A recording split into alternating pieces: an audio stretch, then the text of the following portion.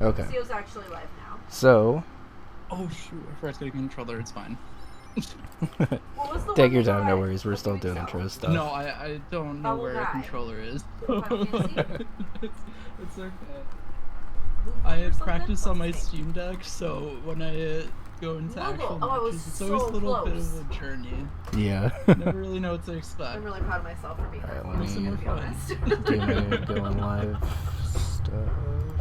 If you need to message me during the match, just put a message in the voice channel private match text. In the voice channel, okay. And I have text to speech on, so I'll just hear it.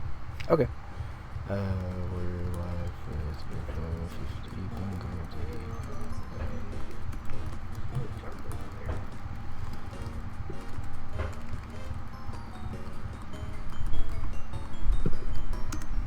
Day. Okay. So we are officially live. Let me just run the ad now while I'm resizing this stuff. And then we should be good. You kind of, but that's okay. Honestly, I can mute for the next promo. I guess if you wouldn't mind muting, that might be helpful. That's fine. Just so it's not I don't confusing. want it to sound like I'm on the Discord call or anything. Yeah, I just don't want people to get confused. Okay, I think that's good for both of those. Hi Karma, how's it going? Oh yeah, I want to see. I should have a tattoos Okay. channel. So we are running the ad, but I guess I'll just go ahead and do the intro stuff during this. Oh my God, that's so cute. DDG and Saffron, are you both here? I love that it looks like sparkly. Yes. Hello. What? No, I'm not here. Okay. I'm so cute when I took the photo, but it's cute. Yeah, that's really So we are both here for UFO 50 Bingo League. This is a C-tier match between DDG and Saffron. You heard them both on the mic, but in a couple of seconds I'm going to go ahead and ask them to mute and deafen on Discord, so they won't be able to hear commentary until after one of them wins. How's it going, Karma? How's it going, Koopy? Interesting. The black Yeah. outline is just around the edges. The players do not know the bingo board. They will be revealing it in probably about a minute or so. If both of you would like to mute and deafen really quick, I'll just go ahead and do the rest of my intro stuff. Wait, could we mute after the bingo review? Oh, yeah, that's fine. If you want to do that, that's fine too. I just had a really funny thought. What if I lost on purpose? Oh, wouldn't that be so funny? If I lose, that's what I'm doing. Just know that I'm pulling a That would little be prank my on you first guys. win. So It'll be a little prank. You guys don't expect it. Honestly, after the match, I don't know if you all saw the match with Vanilla and Moors yesterday, where they went like an hour and a half without marking off a single space, and just like both, I guess, had a mutual agreement that they weren't going to mark off spaces until one of them got a bingo. Val and Smo were so confused, and they ended up having to like keep track of everything on the side, like of what the players like were trying to get. I love that. So yeah, we'll go ahead and have y'all mute and deafen after the reveal. If you both are here, I guess we can go ahead and just do the reveal and start the timer now.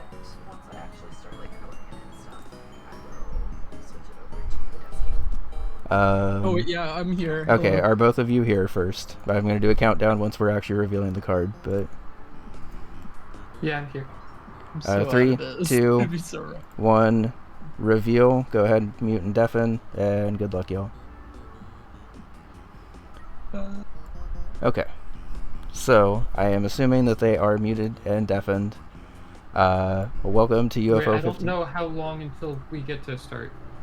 I will say in the bingo chat when you guys can start. It's going to be another 10 seconds from now. We are 3, 2, 1, start. Okay. Please mute and deafen now, because I'll start giving commentary and stuff. And good luck. I think Saffron is still tabbed out. But DDG is looking at the board. There's some pretty interesting things on this board. Like Karma mentioned, the center square is a pretty spicy center square. And not surprised to see Avianos. We were talking a little bit before the stream, and I guess it just dipped into Avianos and never seen a bingo spot on it. Rock On having 20 main chickens, or chickens in a main level, is also really fast. You basically just have to kind of kill stuff fast. You don't even really need money generation, but it helps, I guess. And basically you just need to fill up chickens in like all of these top areas up here, and then I think a little bit down here, and that's 20. Meanwhile, Saffron is working for the War is Bad goal, which is winning 3 ranked matches in a row in Avianos, and winning with a blessing from each ancestor. To clarify, this means that you have to get up to level 2 with every ancestor, because you have to get this blessing thing that just showed up right there. But Saffron doing the good strategy of just farming Brontor right away. Also might be going for the gift. I forget if gifts are on. I don't think gifts are actually on this board, never mind. I'm working the 1 monitor life right now, so it's gonna be a little hard for me to see everything, but my laptop for any of it? yeah, I'm gonna at least load up over here for my Yeah. chat. Use it for whatever you need. And thank you. And no incentive to really beat the like level in this Rock On Island thing. Obviously, if you upgrade to a wheel right there, that is just gonna like shred through the guys. But really, all you need is to just kind of spam chickens here. But that's okay. Luckily, this will spawn 2 cooked chickens on top of the 2 uncooked chickens. Cooked chickens and uncooked chickens both count for this goal. A little chicken K.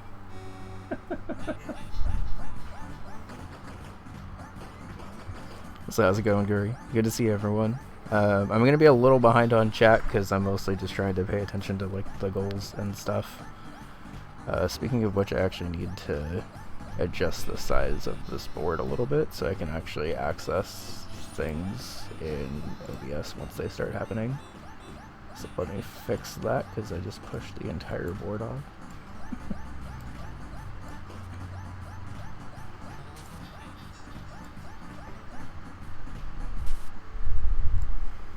I don't know how I managed to make the board such like a weird shape. Let's make it wider, I guess.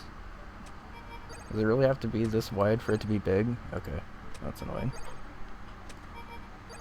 The board like shrinks down to like a pretty unfathomable size. Meanwhile, Saffron gets the bottom square, which I didn't even see was also an Avianos goal. I guess didn't want to go for the War is Bad with winning. Oh, but it's a race for Rock On. How many chickens do we got here? 4, 5, 6, 7, 8, 9, 10, 11, 12. I think Saffron might get sniped here, but it is good to... Saffron trying to skip the opening cutscene, but you gotta hold down X. Hold down X, there you go. I think Saffron is gonna get sniped here. It's probably not really gonna be that big of a time loss, because I'm pretty sure DDG's got this on like the next wave. It is CO. The pun is supposed to be Psychedelic, after Psychedelic and also one of my favorite football players of the time, but as I've gotten older, I've realized that there are many ways to read my name, and at this point, I don't really care. You can say it however you want to. I'm not very picky about it. Yeah, you were right in both ways. 4, 5, 6, 7, 8, 9, 10, 11, 12, 13, 14, 15, 16, 17, and this should be 20 right here. Do a quick count. 3, 4, 5, 6, 7, 8, 9, 10, 11, 12. Sure.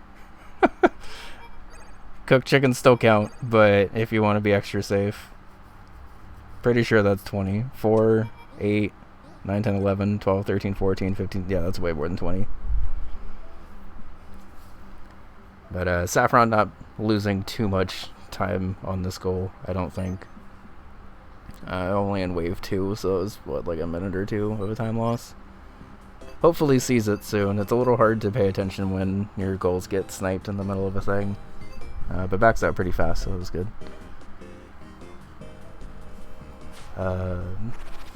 Meanwhile, DDG hopping into Mini and Max, potentially to go up for this middle bingo right here.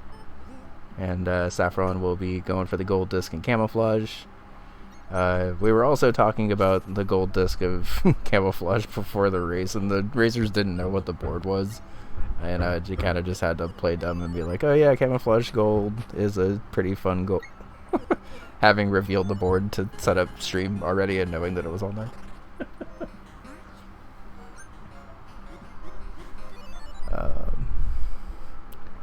Camouflage gold disc is like 5-6 minutes. Pretty low stakes. Like even if you lose a level, it doesn't really take that long. And if you know the route is very fast and very clean, you gotta go up.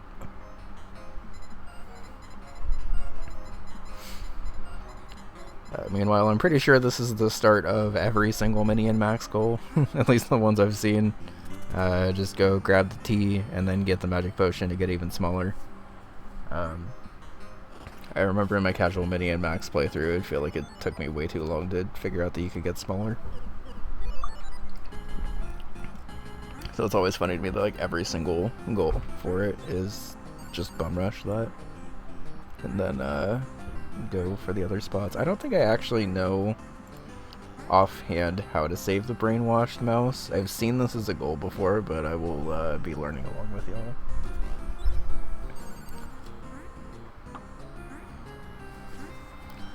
But while these players are both in goals working towards it, just kind of looking through the board real quick. There's a decent amount of like knowledge checky spaces on this board, but also a lot of stuff that players could just kind of chill in a game and play it for a bit and figure it out.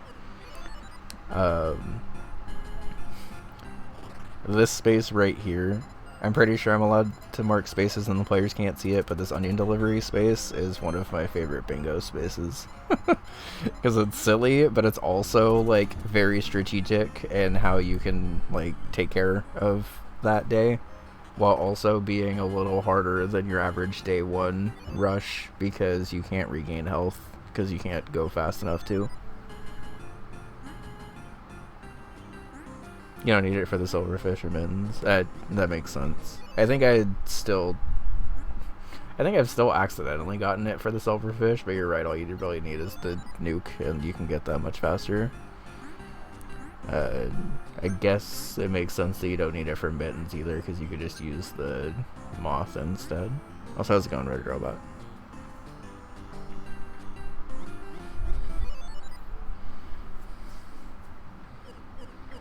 The camouflage gold disc will also benefit with the collect 4 gold discs space right here. So once Saffron gets that, I'll add that to the counter of stuff as well. This level is a little tricky that Saffron's in if you don't know the route, but if you do know the route, it's basically just go up to here, like be grass, go through here, be blue, go through here, be yellow, and then backtrack up. I'm gonna be honest, I don't even remember how to do this level any other way because it's been so long since I've done it on like my casual playthrough. My casual playthrough I cherried this, so like clearly I had the route down then. Don't grab the friend. Oh yeah.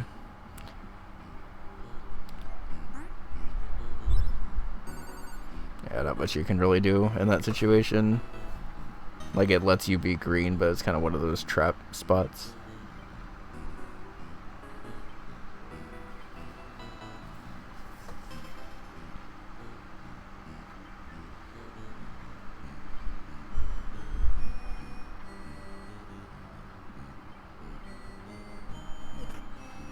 It is possible to... Oh no, you're... you went down on the moth instead. I hope he sees that, moves the moth out of the way. There you go.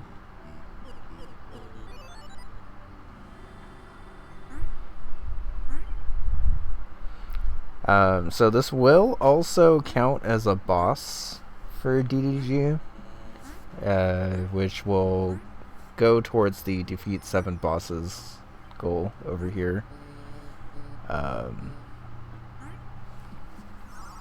Also a little interesting, I've had this exact board set up where I had defeat 7 bosses and then beat 3 bosses of those in Vanger.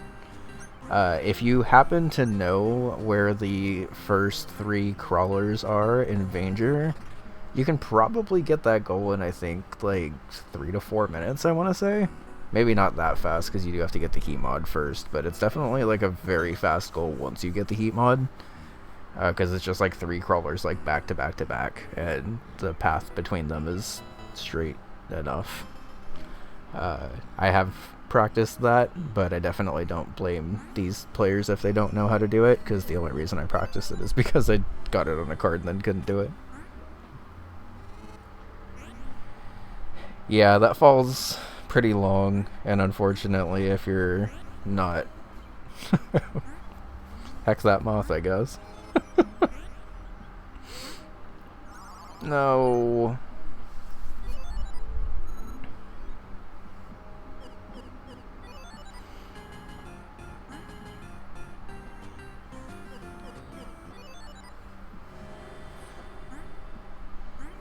I think going down to nano size to get one of those green germ viruses?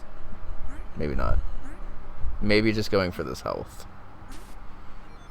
I feel like every time I watch someone play Mini and Max, I learn of like some helpful power-up somewhere.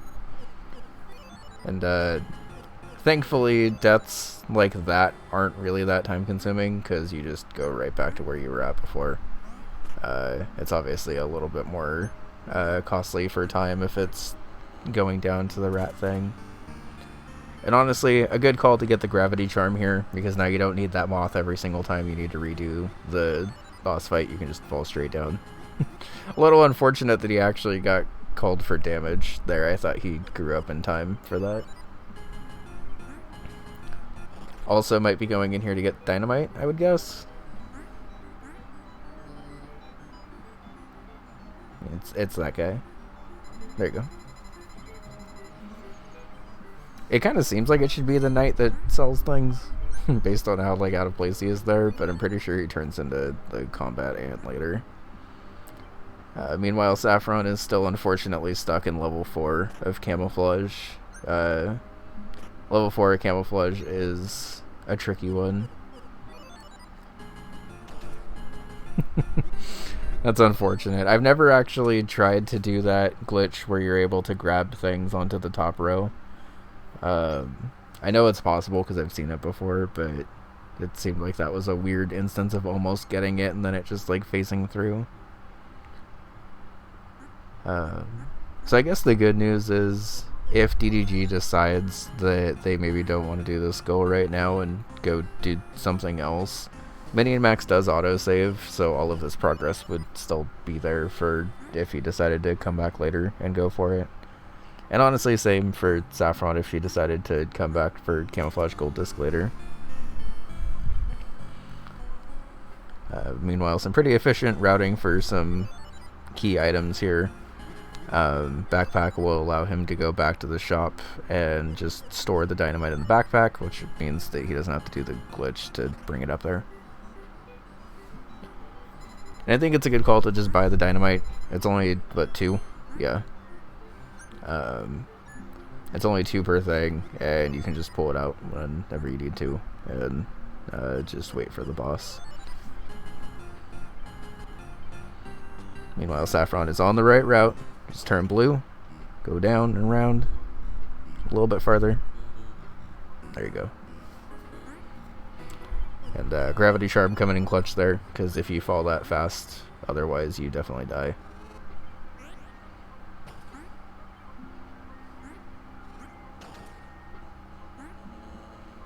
I'm a little surprised that didn't auto kill, honestly. I thought dynamite is normally auto kill for bosses, but either way, very good start of damage on that boss.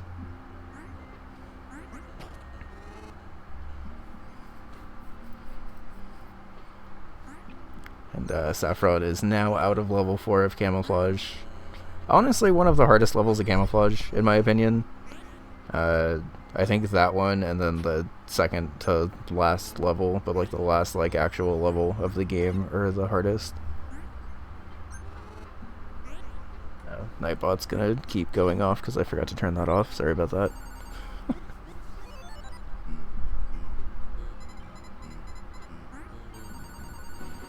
gets the shinies as the reward, which saves the brainwashed mouse, which should be 2-1. Also, I got my colors confused, so that was a good bingo block up the top row. It seems more like if Saffron is working for a bingo, she's working on the bottom row right now, but meanwhile, Hyper Contender is potentially a fast game. Pastoral is the cheat code that allows you to have, like, health that you battle against.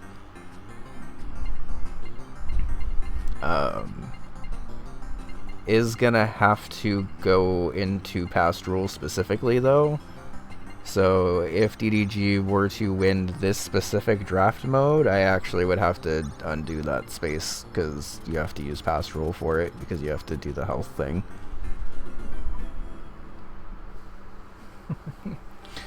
I mean, Nightbot is free to promote me a little bit, but sometimes it's a little excessive.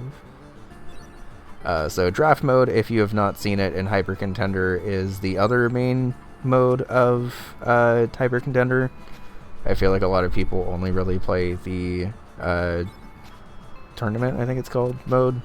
But the main one-player mode where you have to battle everyone in a random row and then battle the mirror match at the end to get a gold. But draft mode is basically just one long single match where it's almost kind of like Marvel vs. Capcom tag team, where you just keep going. This is actually a little interesting because this is the regular draft mode where you're just doing like one-on-one matches. But if you use Pastoral to do draft mode, you just battle everyone like back to back. It's actually a pretty fun goal, honestly.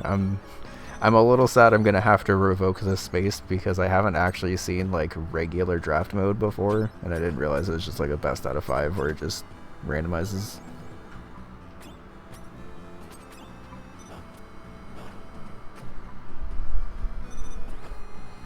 Yeah, Donkus will do that sometimes.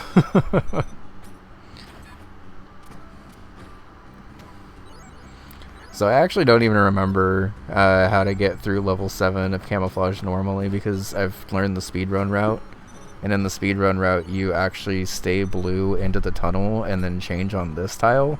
And for some reason, this tile specifically is the sand. Like, it's coded as sand even though it has a log over it. Normally when you change in the logs, it'll either make you like gray for the shadow or like whatever ground happened to be underneath it.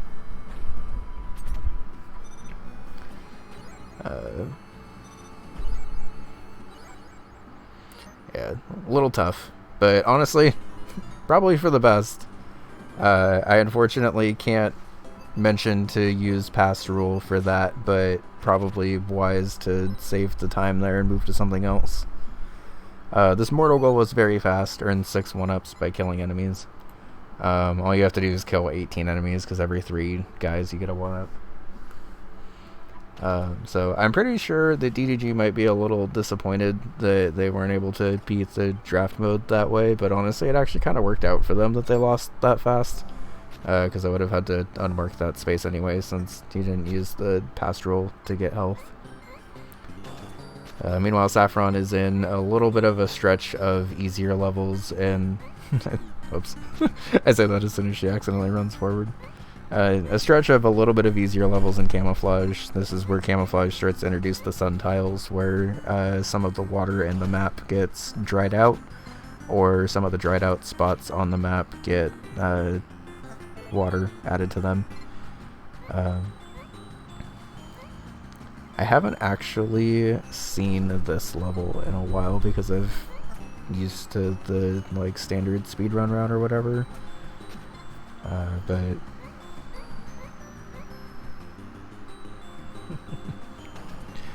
yeah, I mean, unfortunately, in the quest to commentate what's happening on both sides, I think commentators' curses are unfortunately a little likely.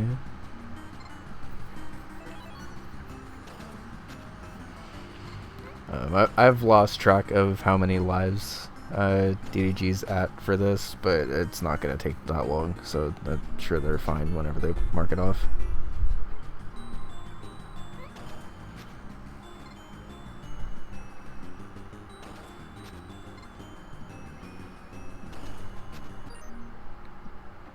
That should be that.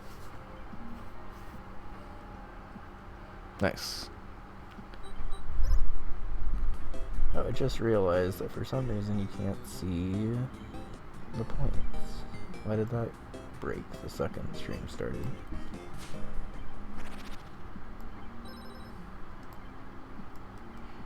Oh no, but a camouflage raise. I don't know how well DDG knows the gold disc route, but little lizard action heating up now.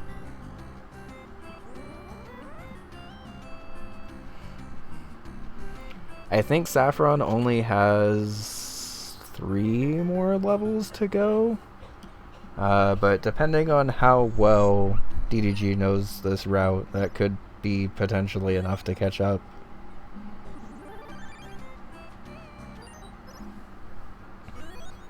Maybe commentators cursed again. Sorry, DDG, continue.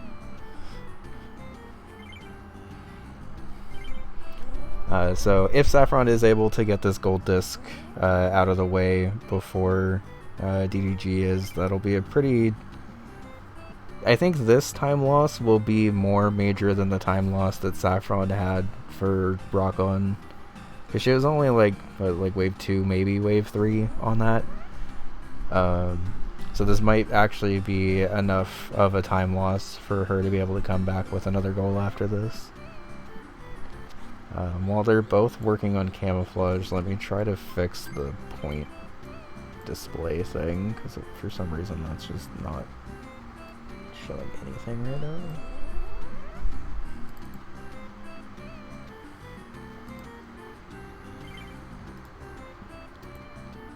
Alright, we're doing it live and we're just removing these and doing it again. Thank you for the follows during the stream, by the way. Much appreciated. P1 points.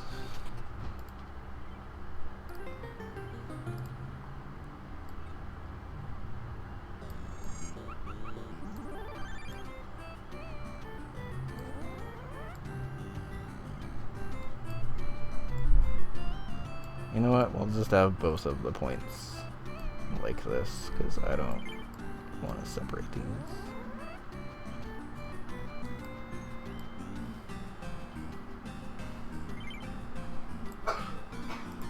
It looks nicer anyway. Okay.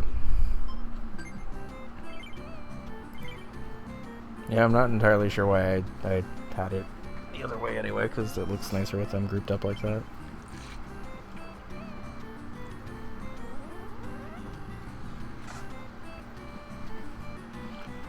Meanwhile, Saffron is significantly farther into this. I think there's 1 hard level left. I don't remember how hard this one is. This one's a little tricky. This one involves a lot of pretty specific changing of colors and stuff.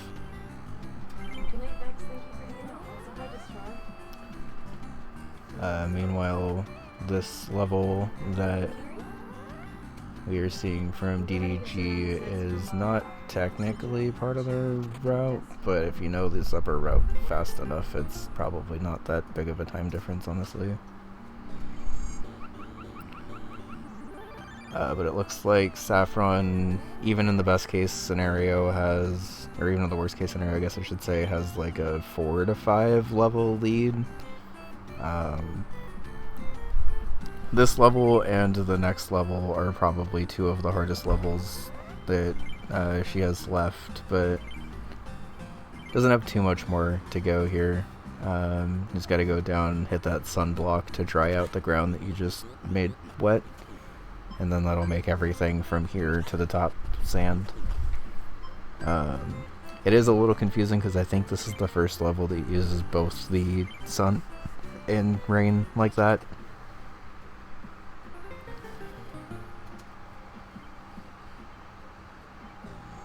can change to grass or green from any of these ones over here.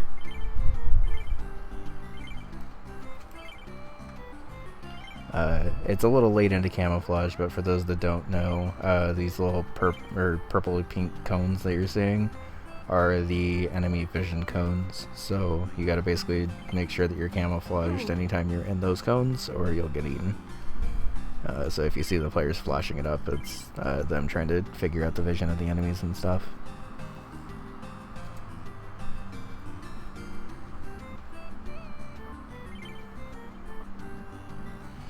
Oh yeah, and Tier 1, General 3. I'm pretty sure that boss and minion max counts as an actual boss, so I'm gonna add that to the tally and see. Saffron is in the last actual level now. This one is a little bit of a doozy if you don't know where to go, but she's on the right track now. I'd say that, then she accidentally went up. You are supposed to turn into brown here, but then you go down and around up to there.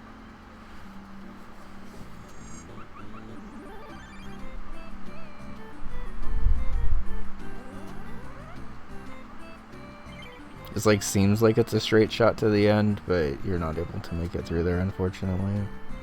Does see where to go though, just gotta go down and wait for this little gator to go around. So this will potentially be a pretty significant time loss here for DDG. Obviously when you're playing Bingo live, you have no way of knowing what your opponent's doing, and at a glance, Camouflage Gold Disc is a fast enough goal that it's definitely worth going for, I would say. But it just had the unfortunate luck of hopping into things a little early.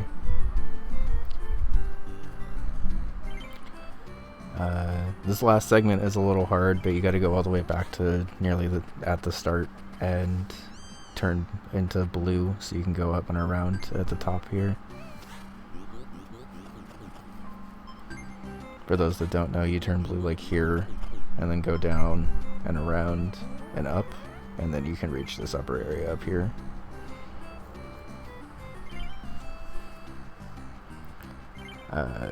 That said, DDG has caught up kind of pretty significantly so far in Camouflage and is only on level 11.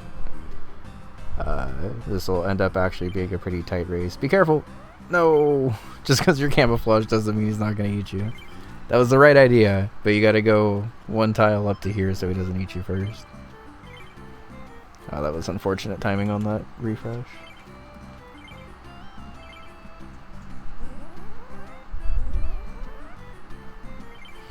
That was very, very unfortunate timing on this refresh, so you gotta wait for the gator to do another cycle here. I'm gonna go down, almost. Go down into the water. There you go. Okay. DDG is very close right now. It's level 12 to level 14, but I think, assuming Saffron just loops around right here, she's gonna get eaten here because you gotta actually hit this side, so you're still covered. Almost. Go back. There you go. Hey, turn. This one's probably the hardest segment here because you gotta turn green and then turn to yellow for sand and then go around and then you're done. So DDG did manage to bring it to level 13, but I think even if Saffron flubs a little bit in the final level, this final level is very, very fast.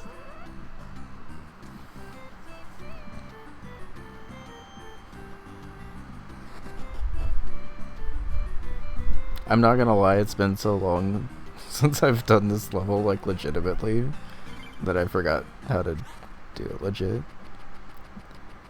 And that's the gold disc for Saffron. That's also another gold disc on the counter. So it'll be P2 gold.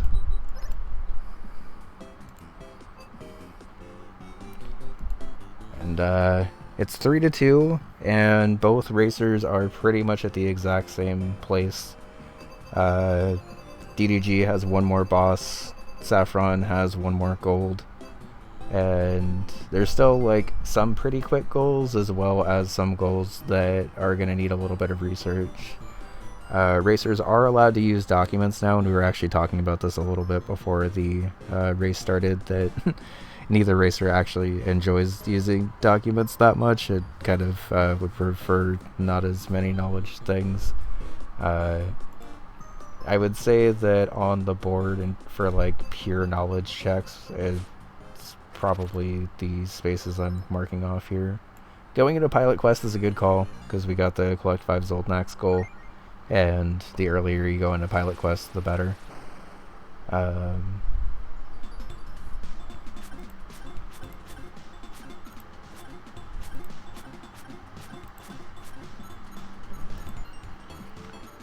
So I would say, what, 1, 2, 3, 4, 5, 6, 7, 8 of these spaces are like pretty intense knowledge and or skill checks.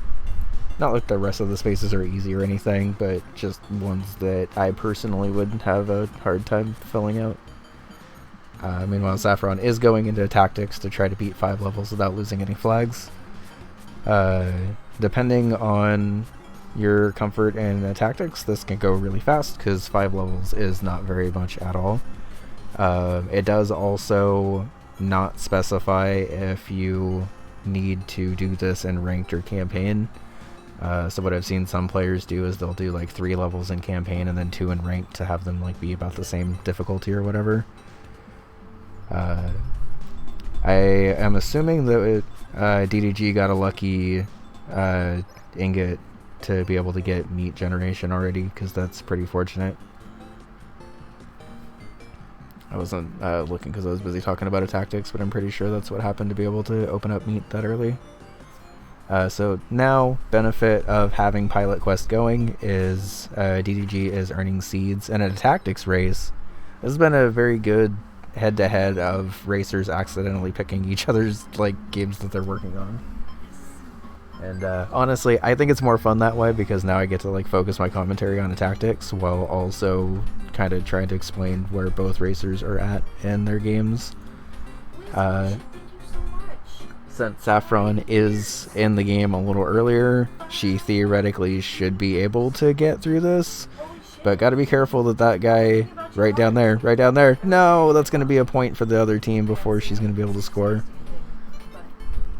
So this level will not count for the goal anymore, unfortunately, because you have 3 flags per game. The point of this goal would be to not lose any of those flags across the 5 games. It doesn't say you have to beat them in a row, though, so like if you win 3 games and then lose a couple and then win 3 more, or 2 more, I think it's fine.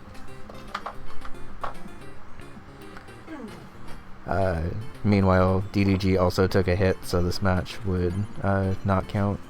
I think if it's your first game, especially if it's your first game in ranked, I feel like you won't be better off restarting. I guess I haven't actually gotten this goal, so I've never really practiced it myself, but just in my opinion, I think it might be slightly more beneficial to just restart and have the AI be at a lower rank.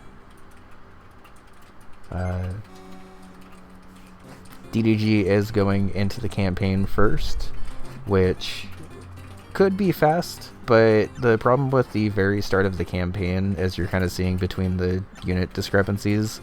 The only units that you really get at the beginning of the campaign are like the main soldiers and archers, and if you do ranked mode, you get access to everyone. The point of the campaign is that you like beat like 25 levels or something and like kind of learn the units as you go. Whereas ranked mode, you just get access to all the units right away, and it's just playing against the AI. So in that sense, I think it might actually be better to potentially, like, depending on your comfort in this game, I guess, to be going for ranked mode wins. They don't have to be consecutive wins, thankfully. Like, you don't need the cherry in this or anything. Oh, you only have 2 flags on the first level of the campaign? I didn't know that. Okay, so DDG is up a level then. One benefit of the campaign level 1 then, I guess, is that you only have 2 flags. I didn't know that. I thought every match had 3. So thank you for that. So in that case, DDG is actually slightly ahead here. This should be a win for Saffron, because I think the hero can attack from there. Yeah.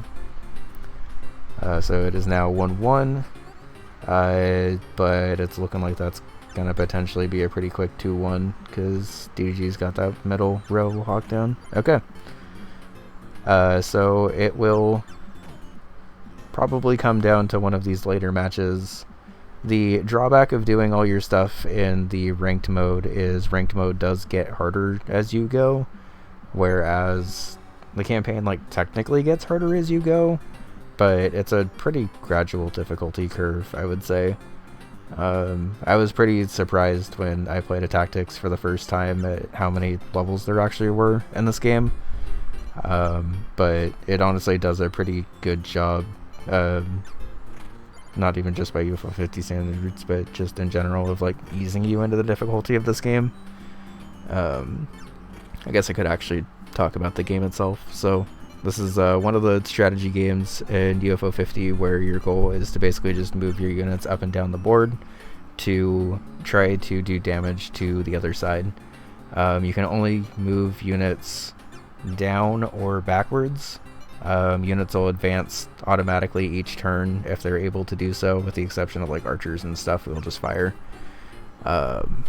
Some units will move like 2 spaces per turn, some move 1 per turn, and tied up on levels again. The AI is not going down without a fight, it looks like in this one, but quitting out to go to Avianos. Already maxed out the blessings, but maybe now sees that can just win with a blessing from each ancestor. And oh, I didn't even notice that that also counted for War is Bad. That's good synergy. Yeah, I didn't put that together until now, but and I believe Saffron had 2 levels for the other tactics goal.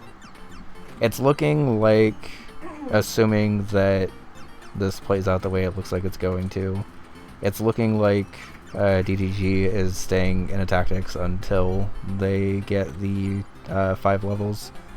So I don't think there's any risk of like a snipe here. You are allowed to do whatever you want to win with a blessing from each ancestor here. So just literally do whatever you can to get through. I think that's... No, that's 4. Okay. So this will... So this is level 4, meaning that DDG has 3 levels of no flags done. Because I'm pretty sure they haven't lost a flag yet.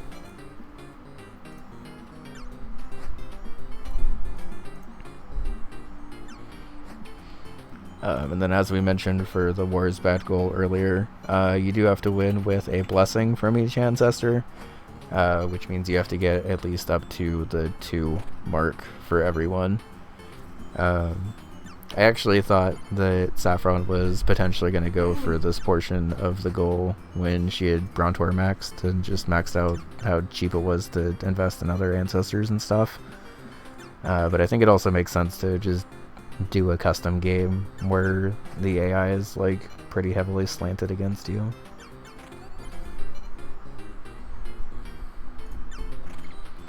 I do think in terms of bingo strategy it might have been a little better to just stay in a tactics and potentially try to work towards that other goal and then come back to War is Bad after, but it's really hard to determine that in the middle of a match. Like if I was working on War is Bad, I probably wouldn't have paid attention to staying in a tactics for a couple more levels just to potentially mark off another goal. But it's now looking like DDG is pretty much getting that tactics space uncontested.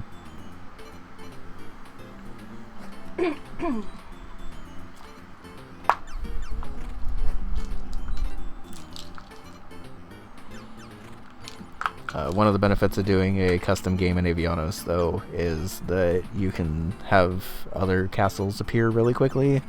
and also have the generation of units and castles and stuff like very heavily weighted in your favor. The one issue with this is winning too fast. Like, you gotta be careful that you still win with a blessing from each ancestor, and sometimes that's a little hard to do when you skew things a little too hard in your favor. I only say this because Avianis has screwed me over in a couple of bingos, so... believe that was level 4? Or is that level 5? That was level 5. Okay, good job. So 4-2 lead. I don't think either player is like immediately pushing for a bingo, but you gotta at least be thinking about that middle row if you're DDG. Checking back in on Pilot Quest. Thankfully, he got into it pretty early, so he should be able to have plenty of drops to be able to mech stuff. But Saffron's got to be careful here, because this is what I was talking about potentially winning too fast. The AI on Hatchling is sometimes aggressive, and sometimes not very aggressive at all. So sometimes you kind of gotta throw a little bit for them to, like, not immediately lose. Because it looks like she's still gonna need at least one on Rexodon, and I assume a couple more elsewhere. So DDG is going back into draft mode. I wish I could tell him that he's got to do this on the terminal code specifically, because it does change the way the game's played. There are some times where terminal codes are optional. Like if you were going for the mortal space where like you can use the level select or something. You don't have to use the level select, it's just faster to. But for pastoral, you definitely have to actually have it on, because it, like, instead of collecting 5 rings, you have like health bars, and instead of it being a best of 5, it's just one long tag match that you have to win. So unfortunately, if DDG is able to get this, I'm gonna have to unmark this and let him know after that he's got to use the terminal code for it. I think I'm allowed to tell him that he needs to use the terminal code for it after he's unsuccessfully marked it off, but I have to wait until then, unfortunately.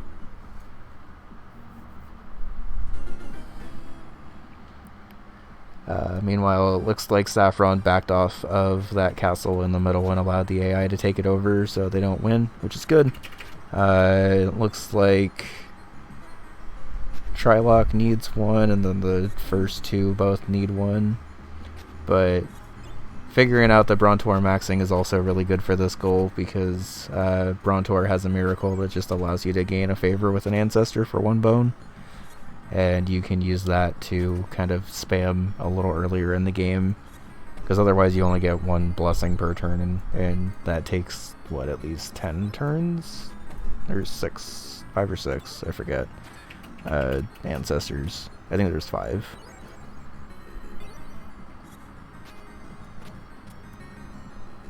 Yeah, like, as much as I want to be like, no, please just use the terminal code, like, I know it's against the rules to say it ahead of time, so.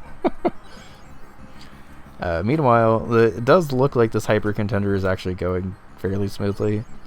I'm always a little hesitant to commentate on hyper contender gameplay, because I don't want a commentator curse it, but I always really like seeing hyper contender in bingo. I feel like this is honestly a pretty good bingo game. I think there's also potentially a little bit more goals that could be made out of hyper contender to get some really interesting stuff. Because for those that don't know, hyper contender is kind of like a Smash Bros match with if you ever played the old coin mode in Smash Melee, it plays pretty similarly to that, I think, except you just have to collect 5 rings before your opponent does. Pastoral is the original mode that the game was like first designed around, where instead of this ring gameplay, you have health instead. And It's actually interesting if you look at the like little dev notes that come with each game, like when it was released and stuff. It actually says in the dev notes that the game used to have a health system, but playtesters basically said that it made them too defensive, like instead of just trying to play offensively. Like they were only really worried about the defense of it. Alright, thank God. I do not have to actually tell DDG that they need to use Pastoral here. I'm honestly very happy about that, because...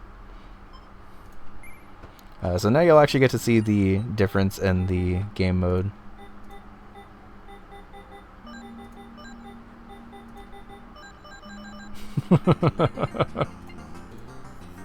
So yeah, the difference in game mode here is you still pick your 3 characters or whatever, but instead of it being a best of 5 match, it is a single match, as you can see, where all 3 of you play all 3, and you basically just go back to back between players. It's actually pretty interesting how different it plays, because it goes from feeling like a coin match to... Bless you. Thank you, sorry. It goes from feeling like a coin match in Melee to almost like a Marvel vs. Capcom tag battle match. And it does mean you end up having to play a little more defensive, and also have to have a couple of stocks with like other characters. Because you obviously don't get to entirely choose. But see, instead of the match ending immediately, it just goes straight into the next person. They get to go from there, and then you just respawn with your guy. I do think that Pastoral works much, much better for draft than it does for the tournament mode. Because I think in the draft, where you have like effectively 12 health across 3 characters, you still have to play pretty aggressively to keep your lead a lot. But when you're doing the tournament where you just have to battle everyone back to back, I could see how that definitely would cause players to play a little more defensively. I always forget that when you have Fog of War turned off, that Triloc's Miracle changes to something like not helpful, really. But Saffron is going to have to be careful here. I think she's been stalling a little bit to try to get the blessings that she needs, but the AI is taken over for her and doesn't have much longer. Meanwhile, that is a successful mark-off of that space. Cool.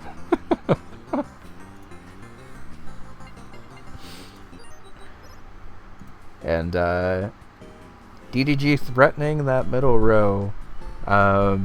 If you know the eggs, and if you know where to find the breaks, this is potentially a pretty fast bingo opportunity here. Both of those are, I believe, detailed in the resources doc, and zero shame whatsoever if you have to pull that up to look for it.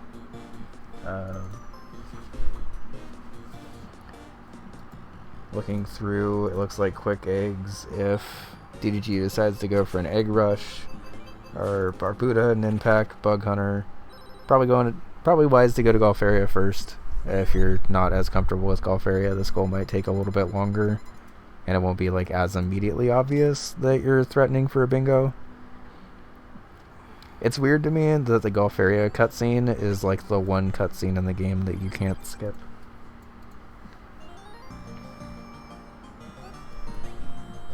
Also, we are about officially halfway through now. I haven't really been paying attention to the Avianos gameplay, but it looks like Saffron is at least in a pretty decent position here. You can reset to start gameplay faster. I didn't know that. That's funny. How's it going, Matt? So, pretty wise to just go this way for the breaks. I think there's even a route that you can take that gives you a checkpoint, but might just see some genuine exploration in Gulf area for a minute.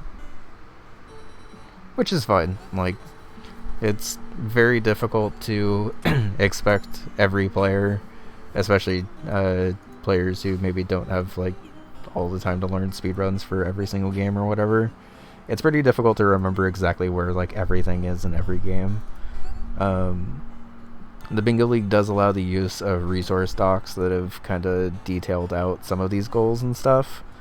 So, like, for instance, this specific Gulf area goal that DDG is going for right now, where you obtain the breaks, players have basically made, like, a paint map of where to go for it. And meanwhile, Saffron, it looks like, lost that 4th castle in a pretty tough battle, so... the one issue with Avianos is if you do get into a little bit more of a drawn-out game, you can kind of be here for a little bit.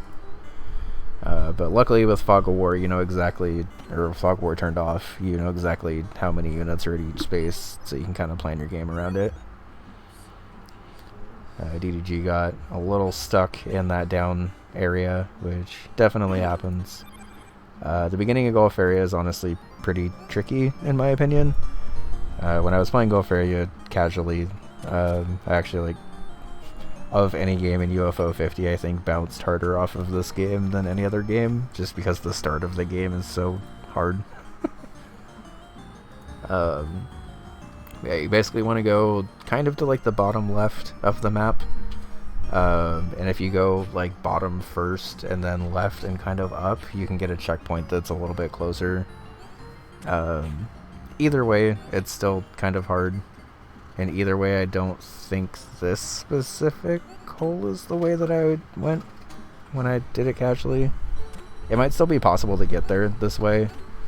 I admittedly don't really know the Gulf area map that well.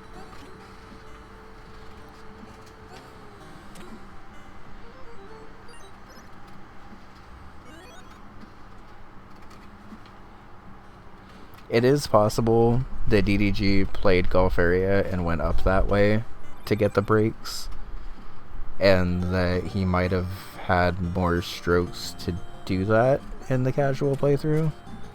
But I think with that screen flicker, he's probably looking up the route now.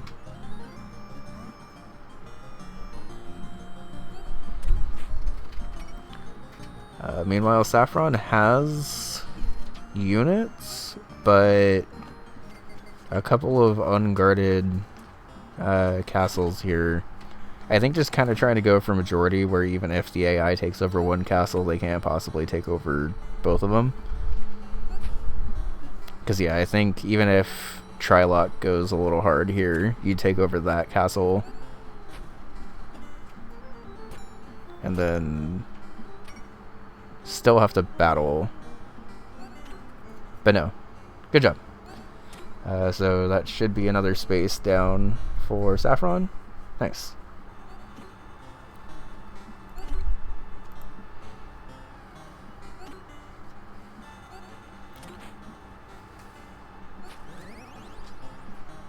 Going for a stroke increase. Honestly, not very understandable. You can, like, get breaks within 20, but it is pretty tight, and you have to go into kind of an awkward tunnel. But can definitely lose strokes. So, and the good news is, even if DDG runs out of strokes here, like when you respawn, you'll still respawn with 23. So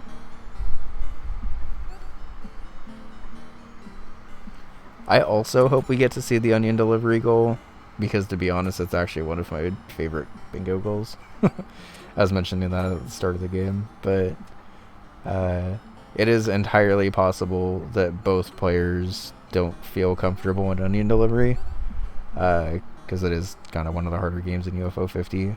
I think completing a day of deliveries in reverse, if you know the map, isn't the hardest onion delivery goal, but it is still hard enough that I could see players being scared off of it. I think DDG's kind of trying to get a ridiculous ricochet here to be able to get this other club increase early.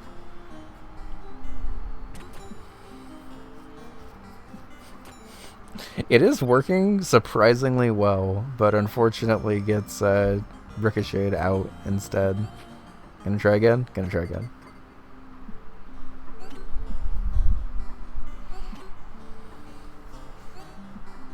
With how close that is, that definitely seems like it's possible, but you're gonna need you're gonna definitely need the full like blue meter, full power. Meanwhile, Saffron going into Big Bell Race, I assume for the gold disc. Might be trying to go for a gold disc rush now. Oh my god, that's so close. I haven't seen the strat to get this, but given how close DDG's gotten, this like has to be possible.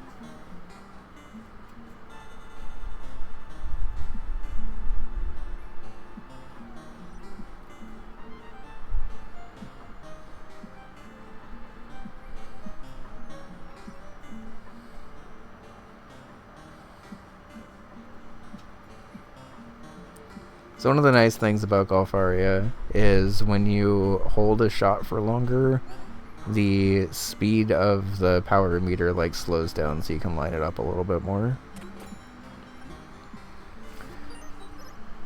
That was worth going for, I would say. I would maybe not go back down into that tunnel for that, but I think while you had the strokes there, that was fine to try to get another 3. But now respawning back at the start with 23 strokes instead of 20 because of the golf club increase. That also would have counted for increasing max HP if that was on the board, because you technically are increasing your max HP with that. I have not been watching Big Bell Race, but Big Bell Race is definitely one of the more generous golds in the game. It's actually kind of a hard cherry in my opinion because you are a little reliant on computer RNG to get through. But getting the gold just means you have to be in first after like 8 races. And meanwhile DDG is just going the route that gets you the checkpoint. If you go into this little hole right here, you meet this golf ball and there's a checkpoint right there.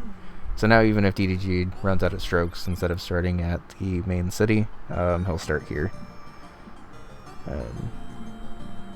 Definitely makes the breaks much more attainable, because even if you mess up in the tunnel, like honestly even if you mess up in the tunnel like a couple of times, this is a pretty good checkpoint, especially if you have a stroke increase.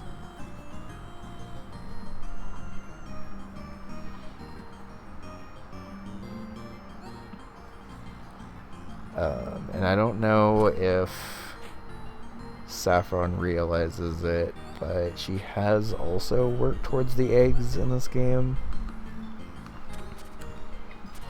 Seeing as how this could potentially come down to an egg rush, that is important to note.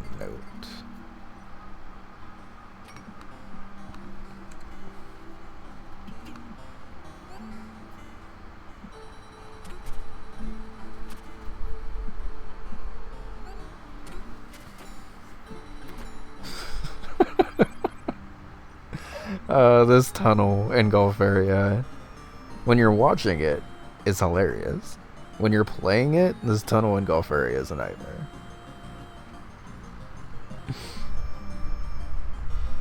And unfortunately, this way is required for the breaks, so you gotta suffer through this without breaks and save strokes to be able to actually like get the breaks, which also isn't free. It's definitely much easier than like this tunnel, but it's also like if you only have like a couple of strokes, still pretty hard. We did just cross over into the 1 hour mark, so in 45 minutes or whenever a player gets a bingo, this match will be called. If the match does go to time, it's just whoever has the most spaces, and if the players are tied on spaces, it's whoever marked off the last space first.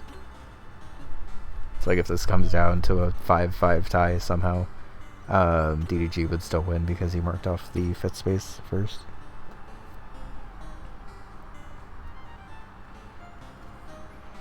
Yeah, if you have Blockbuster and can just like go straight down on that shot and break through those blocks that DDG just bounced off of, instead of having to like go around and deal with this pit, It's definitely much nicer.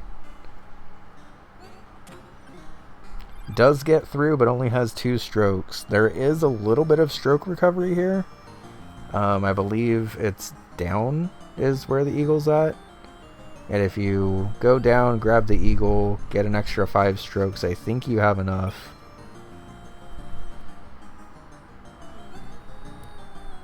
It is going to be cutting it close, but as long as you're careful. That's a very nice shot, by the way. So that is the block, or the brakes. Has 6 strokes to get over there. Can put. Oh, that's an unfortunate shoot out of there. No. Yeah, I think you just gotta launch straight down and then go back in. So this is still possible with 4 strokes, but it'll definitely be cutting it pretty close. You can get additional strokes if you kill the bugs here, which may not be a bad idea if you can. I think you just go for it here.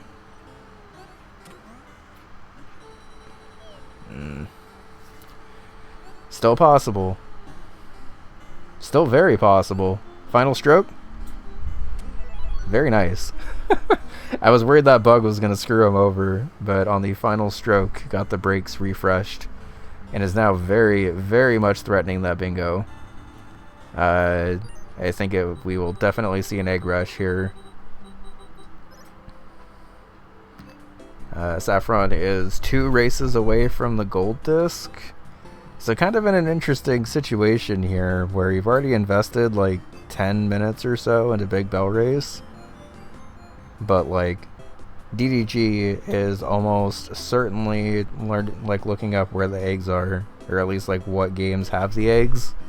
I don't remember if the resources doc actually says like where the eggs are in each game, or if it just highlights which games have eggs. But a lot of the eggs honestly are actually pretty fast. I haven't done an egg rush in a while, so my memory's a little hazy on it. But I do know that compared to the other general goals, some of the eggs are like you open the game, you see an egg, and you just close out of it. So I'm assuming this is why we're idling on the menu here. Ironically enough, idling on the menu is also helping in Pilot Quest still, so...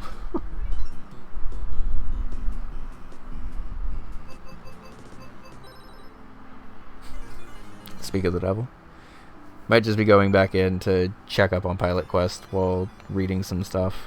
The good thing about Pilot Quest, especially when you're like not out on the main overworld, is that you can kind of use it as like a way to still make progress in bingo without actually really needing to do anything.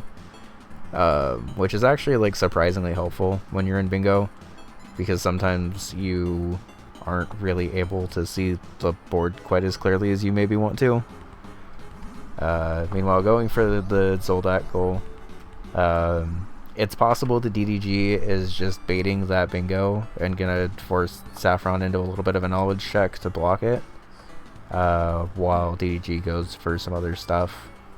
Okay, with a 6-3 lead, that's a pretty good strat, I would say, because I feel like if you're gonna just build up enough of a lead and Saffron can't get a bingo anywhere. It is a little interesting that the only bingo that Saffron's threatening is the only row. Well, I guess there's a couple of rows, but it is interesting that DDG is not trying to just block Saffron's bingo just to make sure that nothing happens with that. It is also entirely possible, honestly, that Saffron's just trying to go for a bingo of her own and just letting DDG do whatever he wants at this point. It's tough to tell exactly what racers are thinking until after the match, when we actually get a chance to like sit down and talk to them a little bit. So most of the time, as a commentator, you're kind of just guessing what the players are trying to think and plan to do.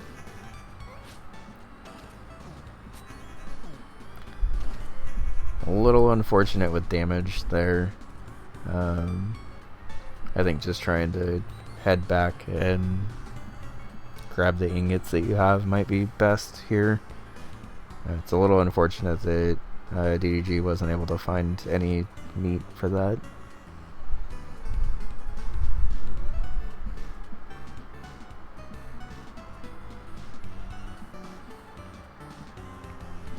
Probably try to at least get this treasure chest over here, I would imagine, to get one Zoldak.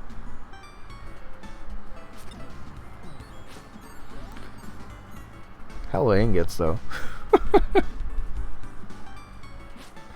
I don't entirely know if that helps, but like, it is a lot of ingots. Meanwhile, Saffron did get the Big Bell Race gold. I think a good call to just stay in there and get the gold, and then if you need to egg rush here, go like pivot to that.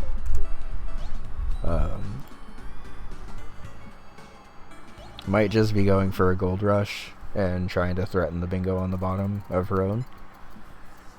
Pin Golf is a relatively generous gold, I would say. A little hard for a cherry, like, just to bust it out casually, but if you practice Pin Golf, like, you're always playing the same 18 holes, and, like, your power's pretty consistent. You're pretty much shooting 90% of your shots at full power. Meanwhile, no, I wasn't gonna say anything, but DDG's timer was getting real close. That was unfortunate, because that was a run with, like, 6 ingots, I think, and that would have been good generation for that. Meanwhile, Saffron does get the dunk that you need for the hole-in-one on hole 2, but gets a couple of unfortunate bounces there. Unfortunately, the meat that was used on that expedition is also gone. So, a little bit of progress lost in Pilot Quest. It's not like the end of the world, because you do generate stuff pretty fast, but... Seaside Drive. Where are we going to Seaside for?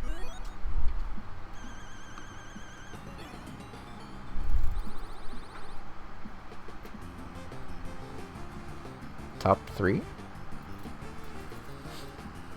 Casual gold disc?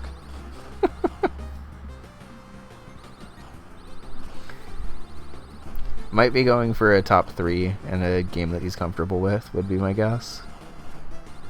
This will also count for a decent amount of bosses. Like, this will, I would imagine, be at least 2, potentially 3 bosses to get a top 3. Top 3 is 100k, so at least 2, probably 3 bosses. But this is good progress towards that goal, while also making some progress on the leaderboards.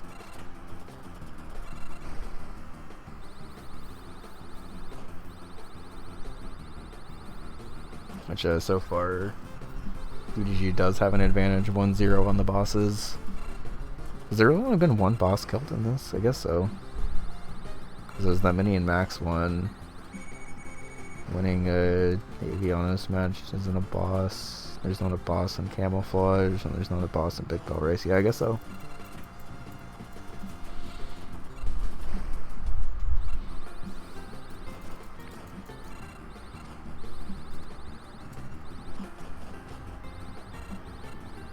So it is 6-3 right now, but Saffron's making good progress on the collect 4 gold discs, and might just honestly be trying to do whatever she can to get the bottom row bingo.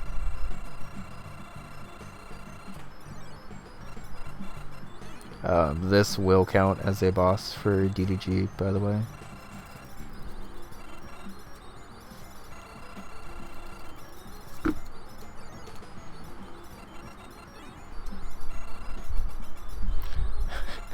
I hate when that happens in Struggle Pit, where you make it across, but you somehow don't get the hole-in-one.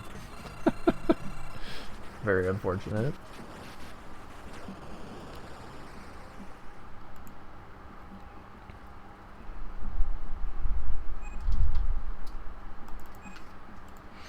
So if you beat a level in Seaside without dying, you get access to the bonus game. In the bonus game, you get a ridiculous amount of points compared to the regular levels, to the point where, like, most of the points that you get in your Seaside Drive run is going to be from this. Because it sort of does the Magic Garden thing, where every time you kill something, you just get more points out of it. But DG now halfway towards that goal, and was, I think, at like 10,000 points or something going into that bonus game, so if you are struggling to get the cherry and Seaside Drive, definitely recommend just learning how to beat even like a wave or two and get the bonus game. Obviously, the more bonus games you can get, the more lenient it is with the score, but...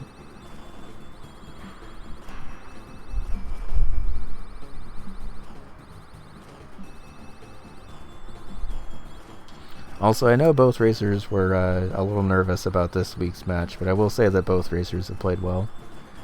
There's been a couple of snipes here and there, but honestly some pretty clean gameplay from both sides.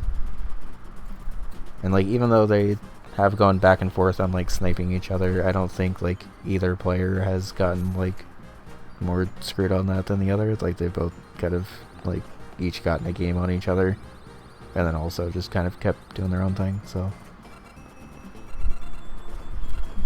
in the last half hour, we definitely a lot of like fast enough spaces to do on the board that Saffron can definitely come back. The onion delivery space is really, really fast, especially if you get it first try. Ironically enough, the bottom row actually has two of the spaces that I would be most scared of if this was the board. Doing 2 routes in Mooncat is much harder than doing just one, and having $50 in Festel is pretty significantly far into wave 2 without buying anything, which like isn't unreasonable, but is definitely harder. Well, almost done with Pin Golf here. Pin Golf's a very, very fast gold. I have not been keeping track of Saffron's score in this, if I'm being honest. But every time I've looked over, the gameplays seemed pretty good, so...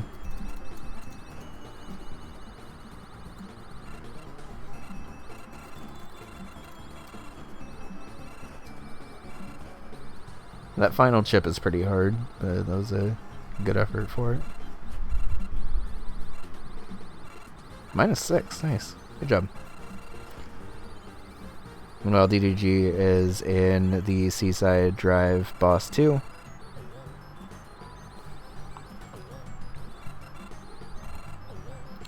Nice cherry. As a heads up, that does also count for a gold, if you were wondering. And meanwhile, just going for another fast gold in Waldorf's Journey. One of my favorite games, personally. Love this silly little walrus.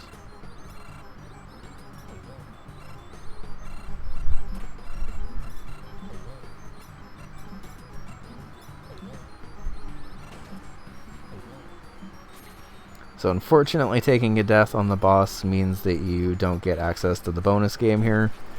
If DDG had managed to stay alive just a little bit longer, definitely wouldn't have had to go into wave 3 at all here. As it stands, doesn't have to go like that far into wave 3. 10,000 enemies isn't really like the longest in the world, but would have been able to get it in this bonus game. Instead, just have to do the nighttime drive. Am a little curious to see if DDG stays in this to kill the moon boss and just get access to another boss. I feel like if you're this far into Seaside, you might as well try to pick up another boss.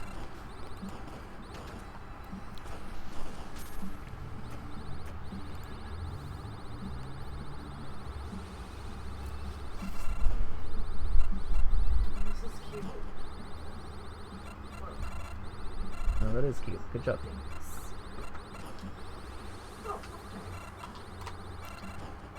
Meanwhile, it's looking like round 2 of Waldorf is going a little more smoothly.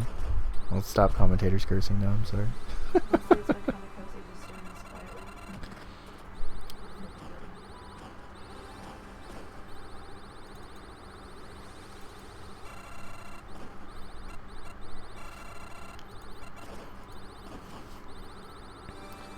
24 shells at 36% is actually pretty on the way to cherry as well. Yeah, I think it's worth it to go to the shop and just keep this safe though.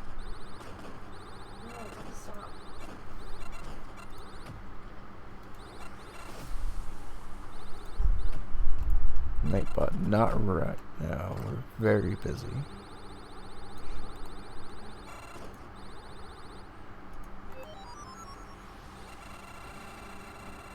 There's a UFO. You don't really get to see the Seaside Drive UFO very often. Nightbot, calm down. It is a lot of propellers, but propellers are honestly a pretty safe way to move forward a couple of % at a time.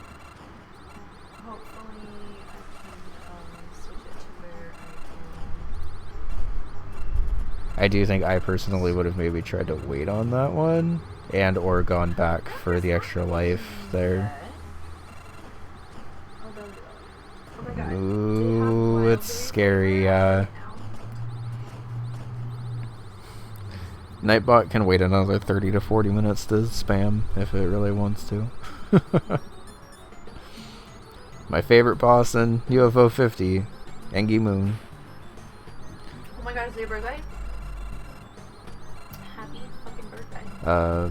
Meanwhile, Saffron is in a bit of a tricky spot here. In a few hours? It's tomorrow? Being this far in with a backwind and no fish is pretty tough. Do you have tomorrow off? I looked away for a sec. Did he actually enter in the score? Because I do have to be kind of picky about that. I'm going to assume that he did, but... Finish the belly rolly for you, Chris.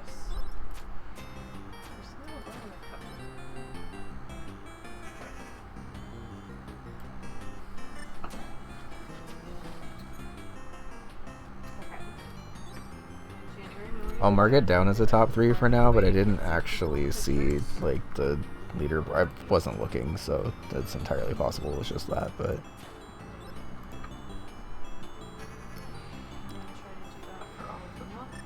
And then doubling up here with another top 3 in Campanella and some pretty quick bosses to be able to get to that top 3. Okay, yeah, if there was a spot on the leaderboard with AAA, then he definitely got it. No! 82% in, unfortunate. Waldorf can be fast, but you can get in a little bit of a death loop. And unfortunately, once you run out of fish, it's very, very easy for that to happen. Because you aren't able to do any of the fluttering to recover. Thankfully, Waldorf, even if you die and have to start over, is a pretty fast game. So like with a couple of lucky backwinds and a couple lucky landings and stuff, she's probably right back to where she was before.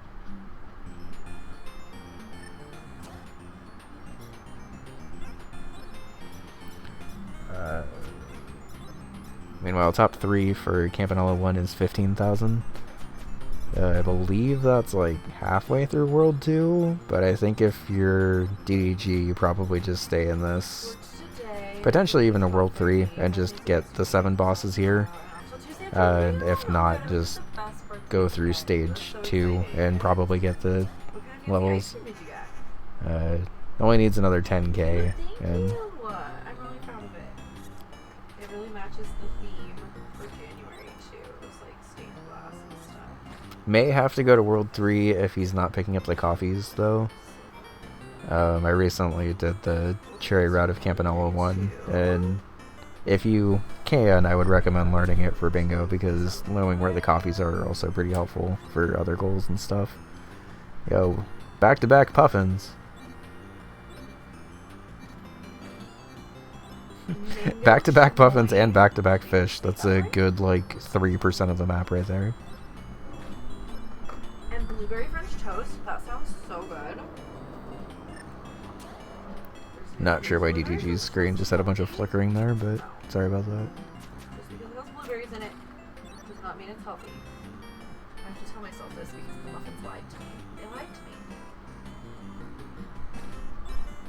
to me. Yeah, good call. Whenever you can, dodge the weather vane. Not like the most helpful items, but binoculars are still helpful for figuring out if there's like a puffin near you and stuff. Oh, I did miss that Saffron has a canned fish at least, so probably a good call to just launch here and hope for the best. Hopefully that fish gets swept up. Yeah, I was a little worried that that was a little low for the fish, but with the canned fish at least has the full refresh whenever she needs it. Oh, there's a puffin up there. I don't know if she sees the... Yeah, I don't think she saw it. That's unfortunate. Kitty stuck on my belly, but I'm so I'm trapped. No. Meanwhile, this will be another boss for DDG. Has 6 lives and 8,600 points, so I imagine it's going to be fine here.